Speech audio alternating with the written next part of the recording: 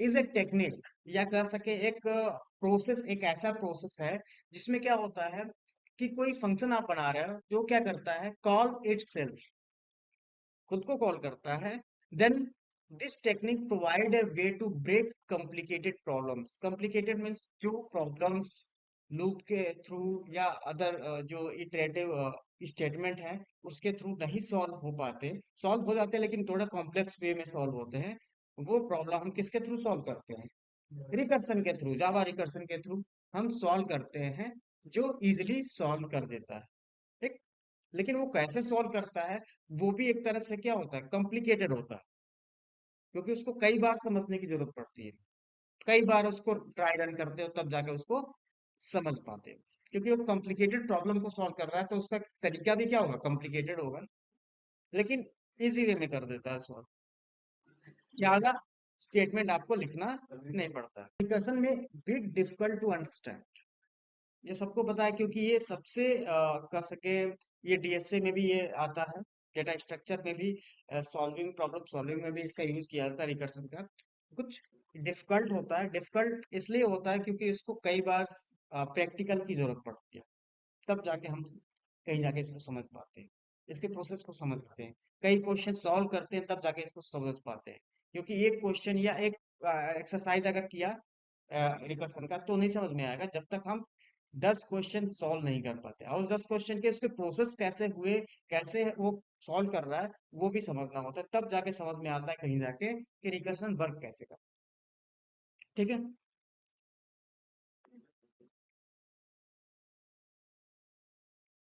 Next, अब मान लो आपने लूप के थ्रू 10 नंबर्स को ऐड किया होगा, 1 से लेकर के 10 का सम निकाला होगा। ठीक। लूप का मैंने यूज करके बताया था। अब उसी तरीके से क्या करोगे, बिना लूप के हम क्या कर सकते हैं कि रिकर्सन से ही जितने भी 10 तक के नंबर है, 1 से लेकर के 10 तक के नंबर हैं, उनका हम क्या करेंगे, सम निकालेंगे।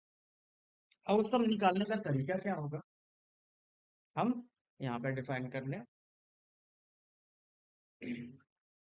कुछ भी कर सकते हो, सम निकालना, प्रिंटिंग करना, ठीक है, प्राइम नंबर निकालना, कुछ भी आप जो भी सोचो, जिस प्रॉब्लम को, उस प्रॉब्लम जो रिपीटेड हो, रिकर्सिव हो, बार बार चलते हो, उसको बोल सकते हो। ठीक है। तो रिकर्सन क्या होता है, एक तरह से क्या होता है, इनफाइनाइट लूप, लेकिन उसको कंट्रोल भी कर सकते हैं, इनफाइनाइट लूप को हम कंट्रोल भी कर सकते हैं कि कब तक चल रहा है, क्योंकि लूप भी जब हम कंडीशनल स्टेटमेंट नहीं देंगे तो लूप भी क्या होता है, इनफाइनाइट टाइम तक चलता है।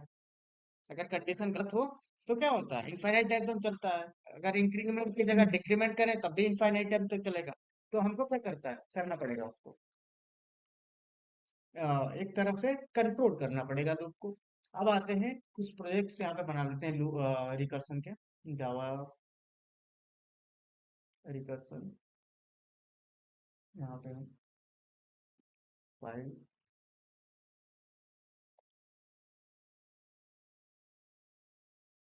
जावा रिकर्सन,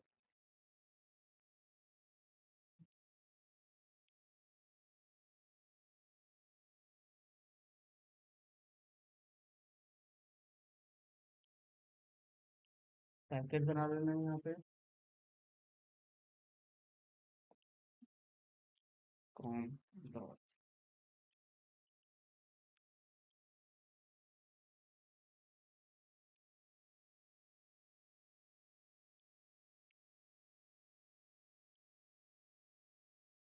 रिकर्सन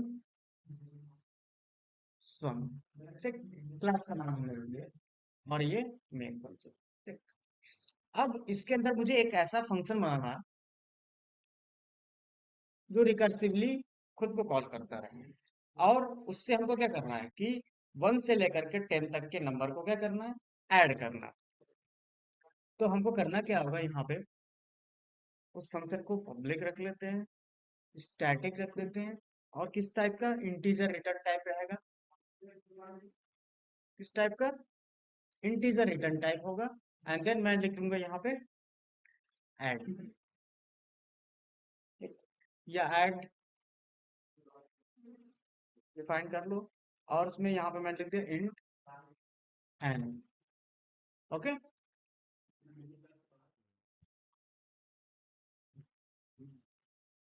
अब हमको करना क्या है कि इसमें कोई नंबर डालूं मैं, और उस नंबर का 1 तक का क्या करेगा, 10 अगर डालूं तो 10 to 1 तक के ऐड निकाले, सम निकाले। ठीक है। तो यहाँ पे मैं चेक करूंगा इफ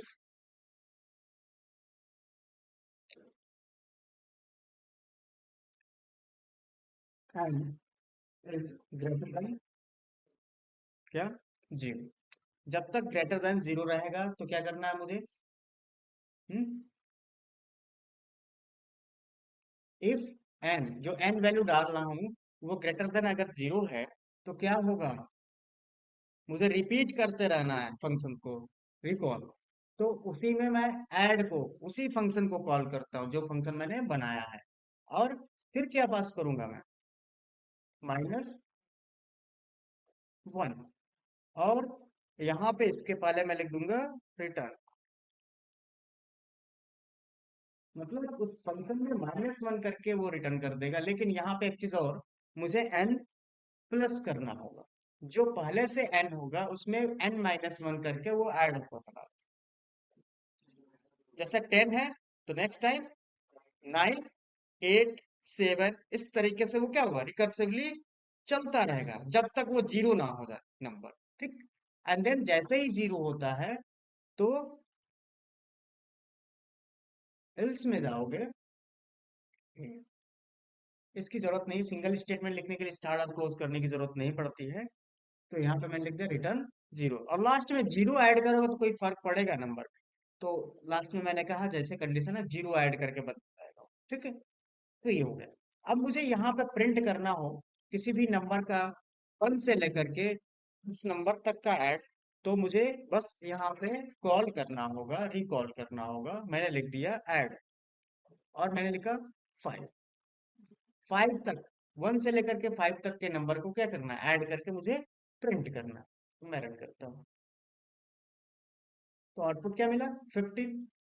और मैं लिख रहा हूँ 10, तो मुझे आउटपुट क्या मिलेगा, 55। ठीक है। आ रहा है correct.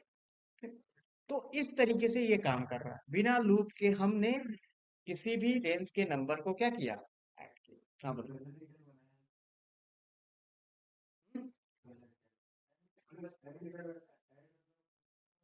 First time N, N की वैल्यू क्या है ये, 10 है।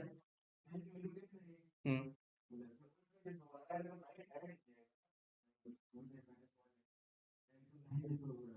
देखो पहले 10, हाँ 10 रहेगा।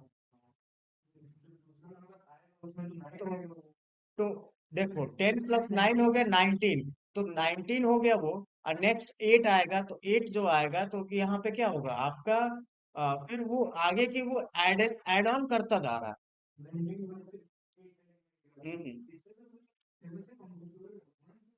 वो कहीं देखो वो कलेक्ट करता जा रहा है नंबर्स को, जो एडिशन नंबर। ठीक। तो 10 है, फिर 8 है, ये आपका रिपीट चल रहा है ना, ये रिपीटेटिव हो रहा है।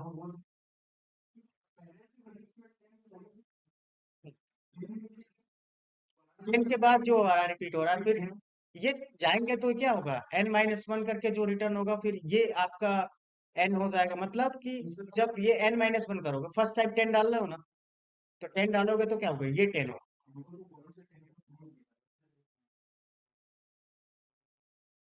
देखो फर्स्ट टाइम जब 10 डालोगे तो ये 10 होगा, और ये 10-1 होगा, 9 होगा। ठीक है। क्लियर। तो जब हम इसमें 9 डालेंगे, 10-1, तो यहाँ पे फिर 9 आ जाएगा, फिर पास होगा ना, रिकर्सिवली कॉल हो रहा है वही फंक्शन, फिर 9 होगा ना ये। ठीक। फिर 9, फिर यहाँ पर 9-1 हो जाएगा, फिर 9-1 8 हो जाएगा, तो फिर 8 ही तो पास होगा इसके अंदर, फिर उसी के अंदर कॉल कर रहा है ना, रिकॉल कर रहा है उसी फंक्शन को। तो 8 होगा, 7 होगा, फिर 7 जब आएगा उसके अंदर जाएगा, तो 7-1 होगा, तो 6 होगा, 4 होगा, 3 होगा। लेकिन पहले कंडीशन चेक करेगा वो, अगर जब तक 0 नहीं है, ग्रेटर देन 0 है, तब तक वो क्या कर रहा है, रिकॉल करता रहे। हम्म।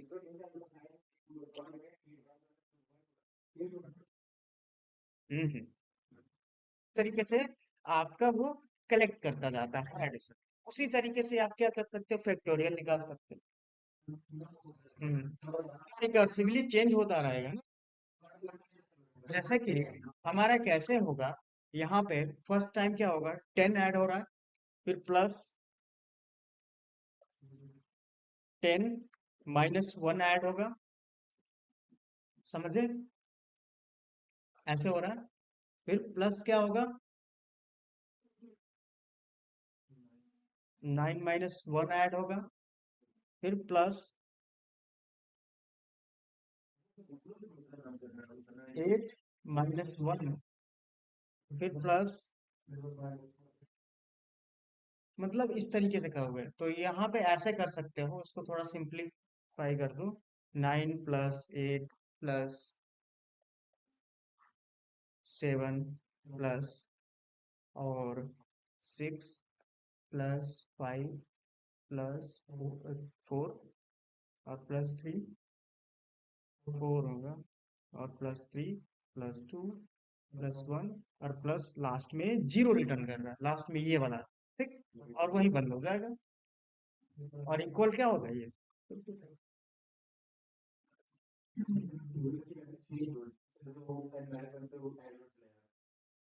समझ गए। हाँ, क्योंकि रिकॉल करके उस वैल्यू को माइनस करके डाल रहा है ना, फंक्शन में जब माइनस करके डाल रहा है तो वैल्यू चेंज होती रहेगी इनकी। अब जस्ट हम जैसे नंबर एडिशन कर रहे हैं, फैक्टोरियल भी निकाल सकते हैं, कोई अगर 1 से 5 तक के नंबर का फैक्टोरियल निकालना है, मल्टीप्लाई करना है आपको, तो कैसे निकालेंगे, वो भी निकाल सकते हो। कैसे, तो एक और फंक्शन बनाया मैंने लिख दिया पब्लिक स्टैटिक, और वो भी इंटीजर टाइप का ही रिटर्न करेगा डेटा, और मैंने लिख दिया फैक्टोरियल, फैक्ट करके बना लिया। और इसमें भी मैं नंबर डालूंगा, पैरामीटर, स्टार्ट एंड क्लोज। फिर मैं लिखूंगा इफ, सेम वही प्रोसेस, इफ, क्योंकि इसमें भी हम डाउन मोड में चलेंगे, तो हमने लिख दिया एक, and then फिर रिटर्न,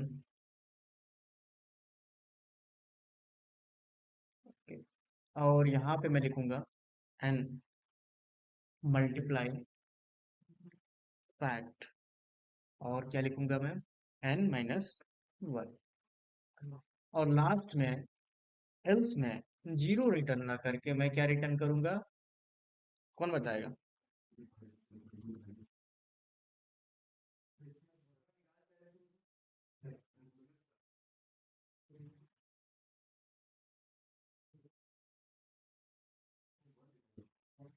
हम्म।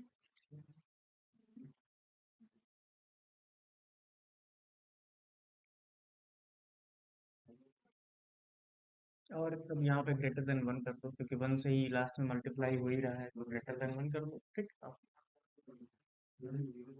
0 से कर देंगे तो 0 हो जाएगा ना, इसलिए 1 किया जा रहा है, लास्ट में 1 से मल्टीप्लाई होगा, कोई फर्क नहीं पड़ने वाला, मल्टीप्लाई 1 से कोई फर्क नहीं पड़ता, एडिशन 0 से कोई फर्क नहीं पड़ता, ठीक है। Done। अब यहाँ पे अब यहाँ पे हम कॉल करेंगे फंक्शन को फैक्ट, और मैंने लिख दिया कि 5 का फैक्टोरियल मुझे निकालना है, ठीक है। मैं रन करता हूँ, देखो 5 का फैक्टोरियल क्या आ गया, 120 आ गया, ठीक। तो 120 कैसे आया, 5 × 4 × 3 × 2 × 1 इक्वल 120, चेक कर लो। तो ये हो गया फैक्टोरियल का फंक्शन, ये भी नोट करो।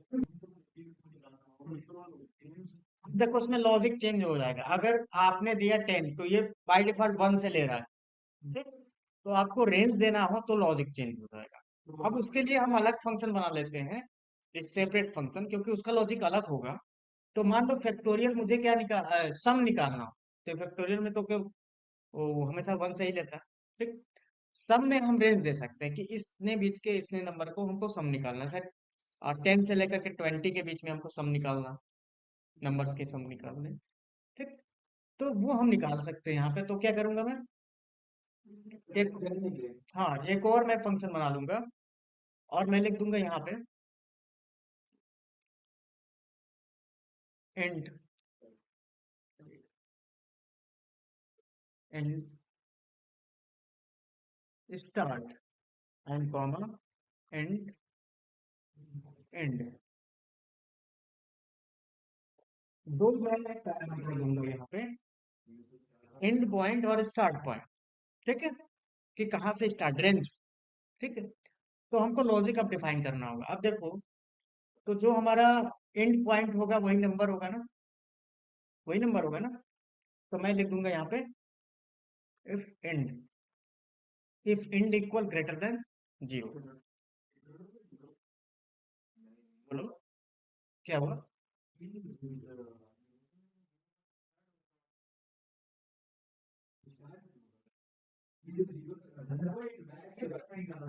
हम्म, समझ नहीं पाया तुम से, मैंने कहा 10 से और 20 के बीच में मुझे निकालना है। ठीक, तो 10 रेंज तो वहीं पे रहेगा ना, 20 को हम क्या करेंगे, डिक्रीज करते आएंगे। ठीक है, तो हम 20 को चेक करेंगे, 20 इज ग्रेटर देन जीरो की नहीं।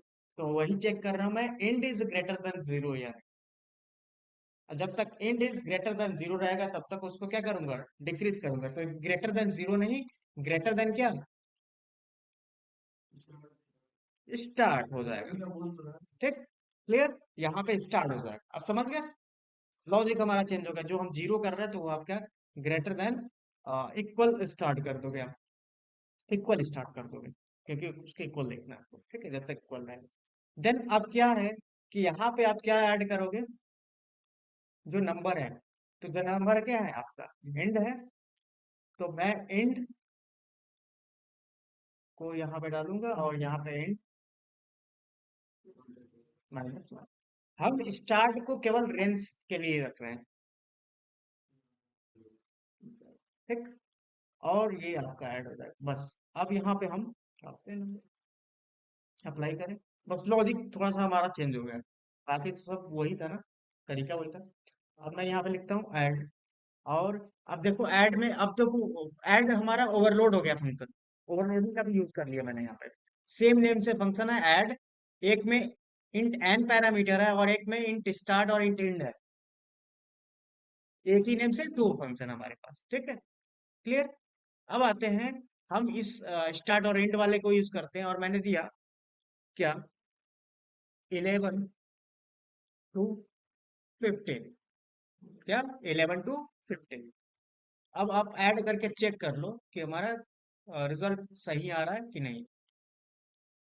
चेक करो, 11 + 12 + 13, 11 + 12 + 13 + 14 एंड +15, कितना आएगा, 15 एंड 14 कितना हो जाएगा आपका, 29 हो जाएगा। 29 13 कितना हो जाएगा, हाँ, 65 आ रहा है, एक मिनट।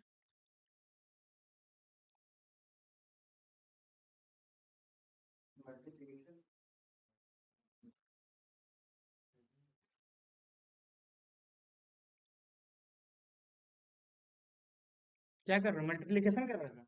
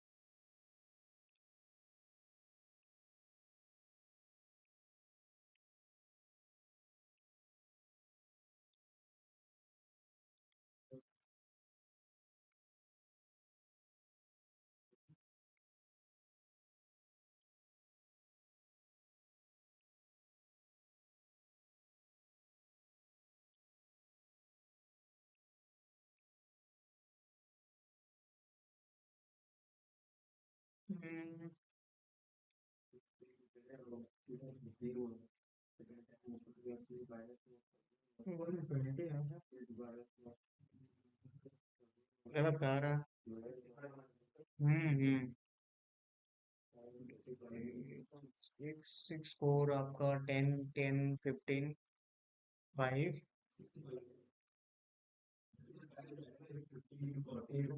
3 4 5 6 65 आना चाहिए, ठीक।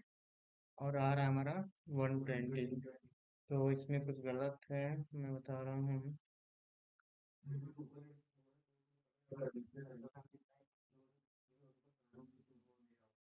ये कोड मैं हटा देता हूँ।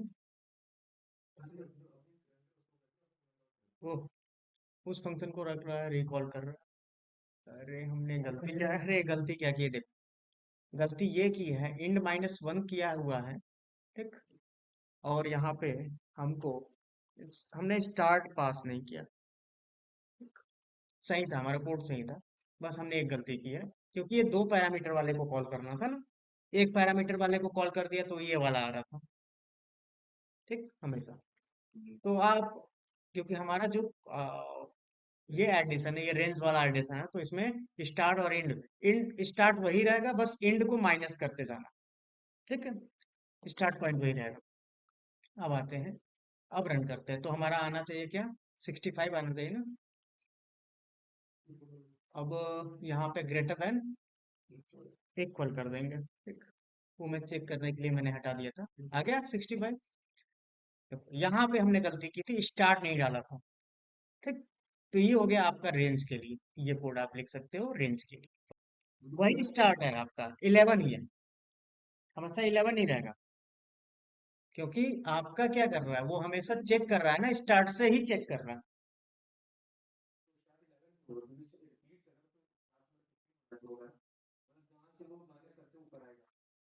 हमने क्या डाला है यहाँ पे, स्टार्ट में 11, ठीक। और फिर यहाँ से स्टार्ट 11 ही इसमें आएगा। और फिर 11 को चेक कर रहा है कि 15 is greater than equal to 11। अगर ग्रेटर देन इक्वल 11 है, देन रिकर्सन वो करेगा, फिर रिपीट करेगा, रिकॉल करेगा, रिटर्न करेगा, ठीक है। तो इंड, इंड मतलब 15 प्लस, और स्टार्ट में वही 11 फिर पास हो जाएगा। उस ऐड में फिर वही 11 पास हो जाएगा, फिर वही 11 फिर बार बार पास होता रहेगा। केवल हम इस एंड को चेंज कर रहे हैं, स्टार्ट वही रहेगा, 11 ही रहेगा। या तो आप इसको चेंज करो, एंड को चेंज करो। हाँ, एंड को आप स्टेबल रहने दो, या आप स्टार्ट को चेंज करो। किसी एक को चेंज करना पड़ेगा, तभी तो आप क्या करोगे। एक वहां पे, या से आप नीचे से ऊपर जाओ या ऊपर से नीचे आओ, एक ही बात हुई ना। आपको नंबर को क्या करना था, ऐड करना था, सम करना था। तो आप 11 प्लस 12 करो, या 15 प्लस 14 प्लस, ऐसे रिवर्स रिवर्स आप ऐड करो, या आप सीधे से ऐड करो, सीक्वेंस ऐड करो। ऐड तो करना ही है। तो चाहे आप स्टार्ट को आप डिक्री इंक्रीज करो, और या एंड को डिक्रीज करो, तो दोनों में से कोई एक ही करना पड़ेगा, तभी तो रिपीट चलता रहेगा। तो हमने स्टार्ट को स्टेबल कर दिया और एंड को डिक्रीज कर, और स्टार्ट को ही हम मैनेज करेंगे ना। अगर स्टार्ट से ज्यादा हो गया तो क्या हो गया, हमारा लूप बंद हो जाएगा। जैसे ही स्टार्ट तक इक्वल रहेगा, तो मैंने कहा end is a greater than और इक्वल, तब तक वो लूप चलता रहेगा, रिकर्सन चलता रहेगा। अगर जैसे ही वो स्टार्ट से कम हो गया नंबर, एंड का नंबर कम हो गया डिडक्ट करते करते, तो क्या होगा, वो जीरो रिटर्न करके बंद हो जाएगा। तब वही चीज हम कर रहे हैं।